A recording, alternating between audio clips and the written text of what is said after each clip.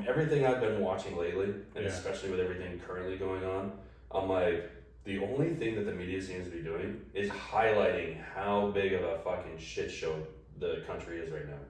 Yeah, man.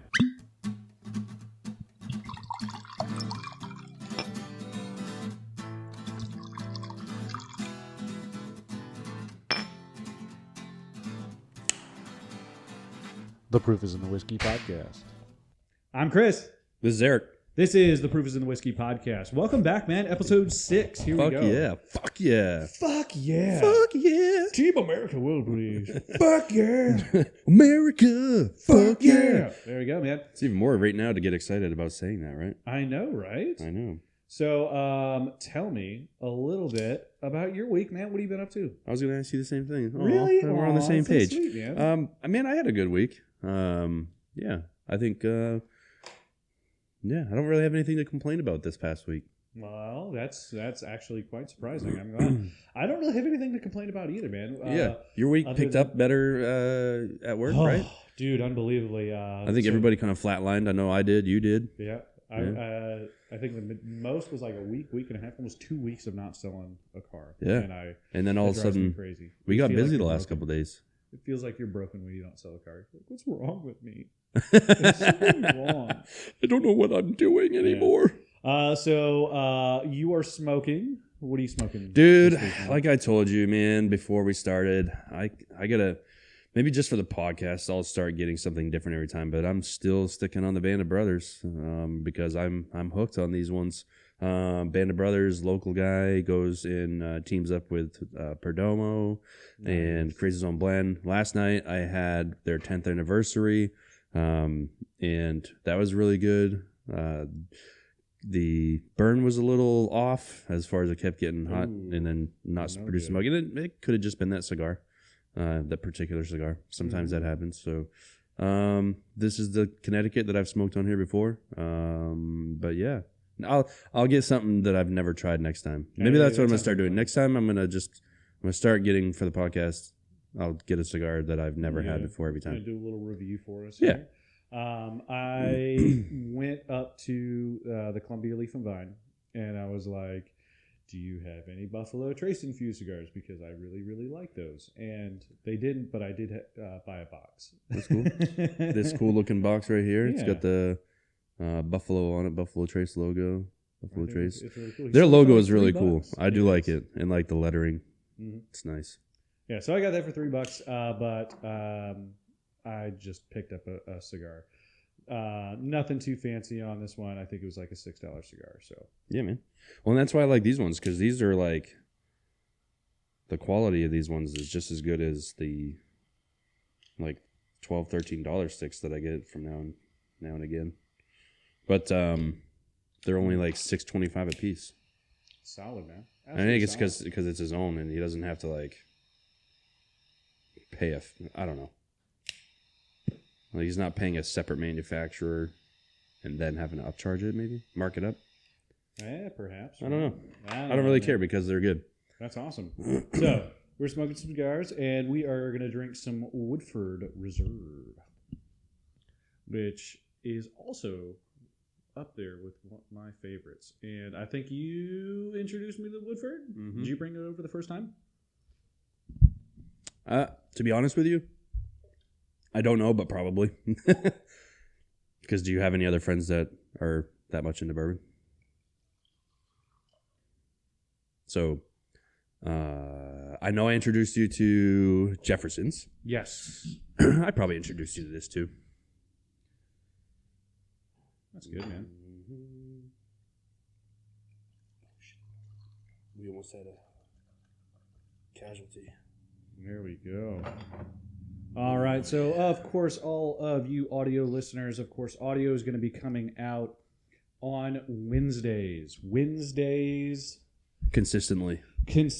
So, it'll be uploaded pretty much at midnight exactly on Wednesdays. So, 12:01, it will be available to listen, and you can jump into it and start listening. Of course, we want to get it up. We are literally one audio listener away to opening up ad read. so we can actually start getting sponsors, start making some money on this. Not that it's what we want to do. That's No, not the but reason for starting the podcast, but more importantly, I would think that it would potentially expand our listening base. Yeah, absolutely. To get to that point. Absolutely. To the monetization so we're like part. one download, and it'll help us at least get different bourbons, cigars, exactly, right? kind of fund Kind of that. branch out. All right, you ready to take I it? am. Right. I haven't had Woodfords for a while, so I'm Let's excited go. to have some. Stuck behind the mic.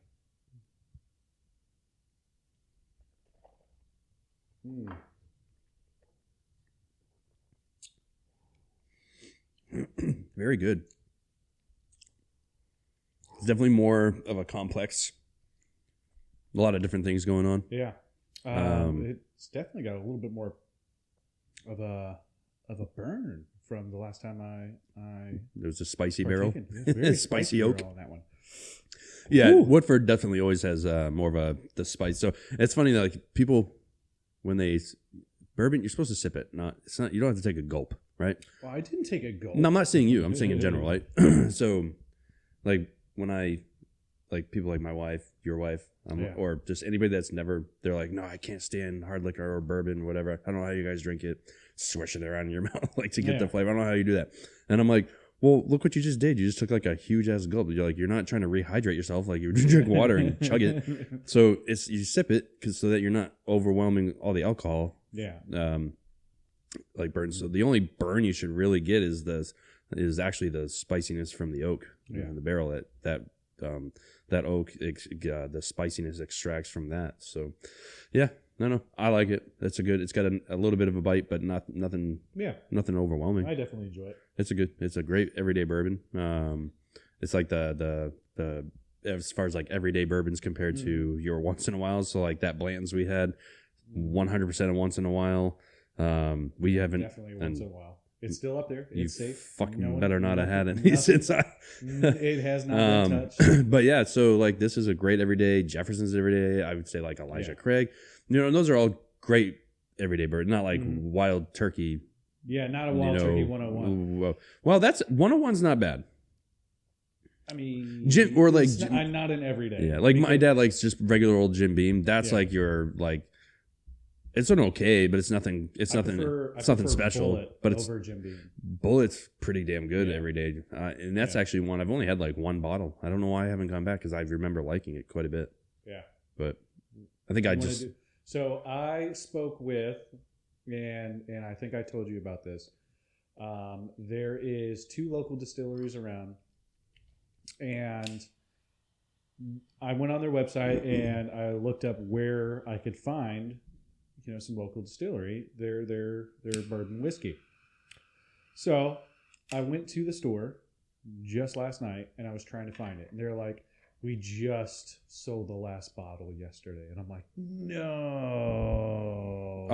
Of the local. Yeah. So I have to go to the actual distillery. Yeah. But it's all the way out in Leesville. And it's not that far away. It seems very far away when you go like 40 minutes. Go all the way out on that side.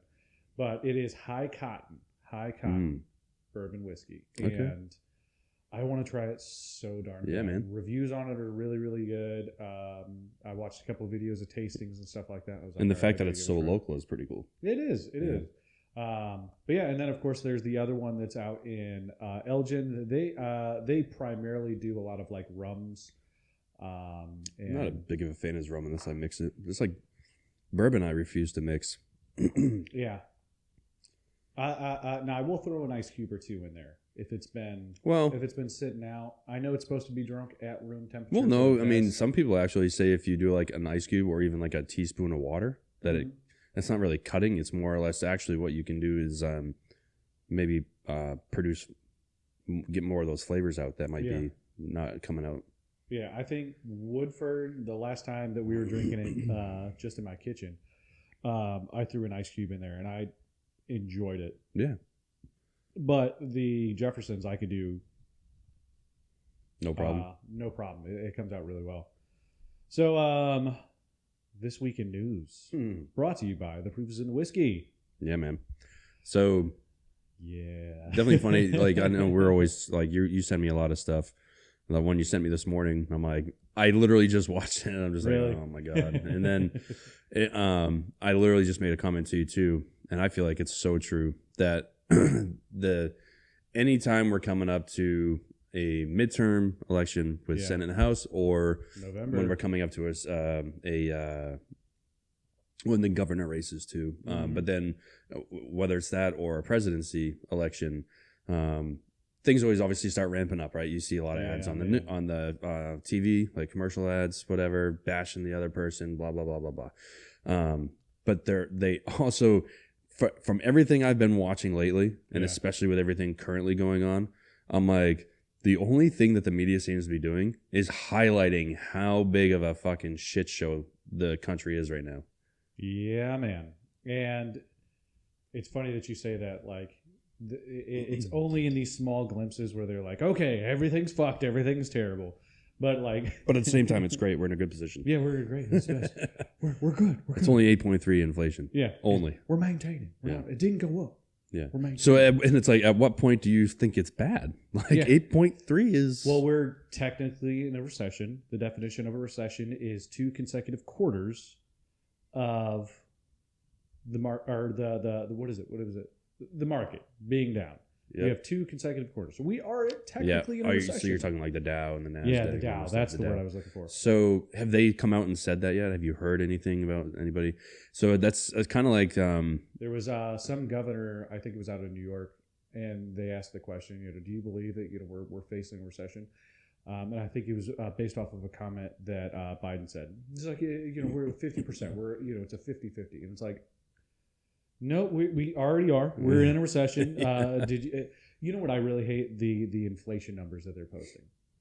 Because it's like, oh, inflation, just like you said, is only up 8.6 or 8.4. 8.3 from 8, and it was 8.2 last quarter, I think. Yeah, it's like, come on.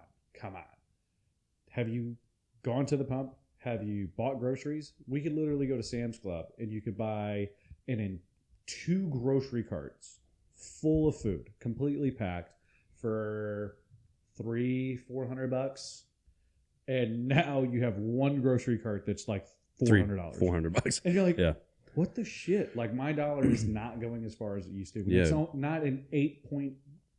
8.3% difference. That's what they said it was last Sunday on that 60 Minutes interview. No, that's complete bullshit. Horse shit. It's all a web of lies. Mm-hmm.